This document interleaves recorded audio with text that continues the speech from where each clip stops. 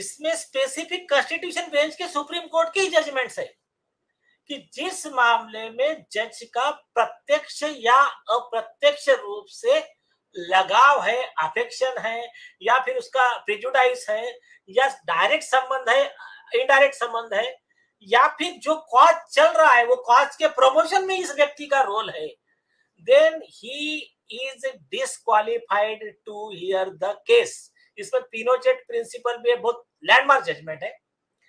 लेकिन ये जो लैंडमार्क जजमेंट है सुप्रीम कोर्ट हाई कोर्ट की, उन्होंने ये भी कहा है, ऐसा मान के चलिए अगर वो जज बैठ गया उस मामले में और कुछ ऑर्डर कर दिया, तब भी बाद में किसी ने अगर अर्जी लगाया तो सारे ऑर्डर नल एंड वाइड और विशिएट हो जाते हैं, बिकॉज कोरम इज नॉन ज्यूडिस।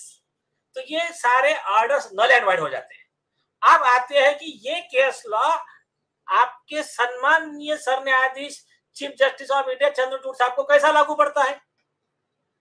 उस कंप्लेंट में पूरी लिस्ट दी गई है कि जस्टिस चंद्रचूड़ जी कई सालों से कई फोरम में, स्पीच में, इंडिया में, इंडिया के बाहर, सब जगह एलजीबीटीक्यू के जो राइट्स है उसको प्रमोट और समर्थन कर रहे थे उनका, आउट ऑफ द कोर्ट। उसके सारे इंटरव्यू, सारे डिटेल्स वो कंप्लेंट में दे दी गए हैं। एक चीज तो इसके लिए वो डायरेक्टली डिस्क्वालिफाइड है। पिनोचेट प्रिंसिपल और ये सुप्रीम कोर्ट का कॉन्स्टिट्यूशन बेंच का जजमेंट है मिनरल डेवलपमेंट का, तो उसके लिए डिस्क्वालिफाइड है। सेकंड चीज, इस केस में जो वकील आर्ग्यू कर रहा है वो है एडवोकेट सौरभ कृपाल। सौरभ कृपाल कौन व्यक्ति है और उनका जस्टिस चंद्रचूड़ से क्या संबंध है, इस बारे में उस कंप्लेंट में और डिटेल में पूरा आर्टिकल डिटेल्स दिया गया है कि सौरभ कृपाल के पिताजी ने जस्टिस जो सुप्रीम कोर्ट जज थे, तो जस्टिस कृपाल ने जस्टिस चंद्रचूड़ को जज बोल के एलिवेट किया, कॉलेजियम में उनका रिकमेंड किया नाम। तो जस्टिस चंद्रचूड़ ने कुछ महीना पहले जस्टिस कृपाल का नाम रिकमेंड किया यूनियन ऑफ इंडिया को कि इसको आप जज बनाइए, अच्छा व्यक्ति है। यूनियन ऑफ इंडिया ने आईबी की रिपोर्ट लाके सुप्रीम कोर्ट को पेश की, कहा कि ये व्यक्ति इसका गे है या जो भी है उनका सेक्सुअल ओरिएंटेशन, और इनका वन ऑफ द पार्टनर ये स्विट्जरलैंड का है।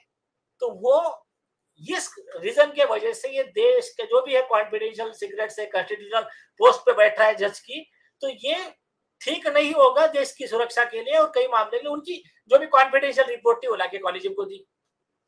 अब वो रिपोर्ट को जस्टिस चंद्रचूड़ ने सुप्रीम कोर्ट के कॉलेजियम की इस पे वेबसाइट पे अपलोड कर दिया और उस पे ऑब्जेक्शन लिखा कि नहीं ये कोई ग्राउंड नहीं हो सकता रिजेक्ट करने का, ये वो हम केंद्र के ऑब्जेक्शन को नहीं मानते। मतलब उनका इतना लगाव है सौरभ कृपाल के प्रति कि सारे देश में ऑब्जेक्शन उठा कि आपने आईबी के कॉन्फिडेंशियल रिपोर्ट के बारे में कमेंट ओपन में कैसा किया, ये तो ऑफिशियल सीक्रेट एक्ट का भी उल्लंघन है, ये तो कॉन्फिडेंशियल रिपोर्ट थी।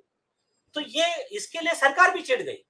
तो ये इस तरह से उनका, ठीक है वो मुद्दा अलग है, ये उनका बहुत शानदार मुद्दा आपने पकड़ा है, बहुत शानदार मुद्दा। मैं एक मिनट नहीं, ये जो कृपाल जी हैं इनका क्या कनेक्शन आपने बताया कि कृपाल जी का कोई रिलेशन है, किसका है रिलेशन?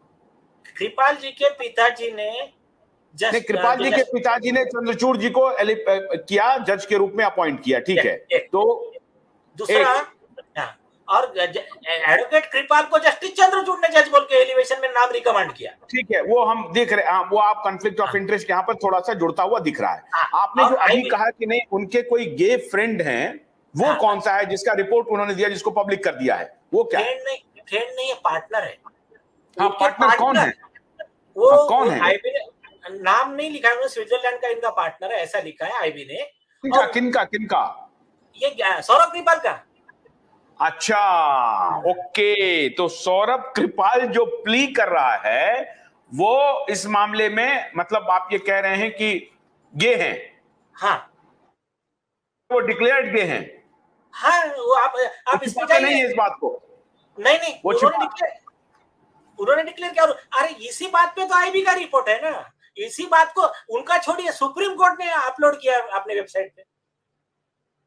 नहीं, अब तो मैं ये बात कह रहा हूं, अभी तो आज मैं आपसे नीलेश जी, मैं अपने दर्शकों से आग्रह करूंगा कि आज की चर्चा बहुत गंभीर है। मेरे पास आप समझिए कि सुप्रीम कोर्ट जैसी हियरिंग होने वाली है, यहां पर बहुत सारे कानूनी मुद्दों पर आज हम बात करेंगे, लेकिन इन्होंने तो दूसरा ही मुद्दा हमें पकड़ा दिया। अब मैं पहले इस पर ही बात कर लेता हूं। नहीं भाई, ये कॉन्फ्लिक्ट ऑफ इंटरेस्ट है, पहली फुर्सत में कृपाल को वहां से हटा देना चाहिए।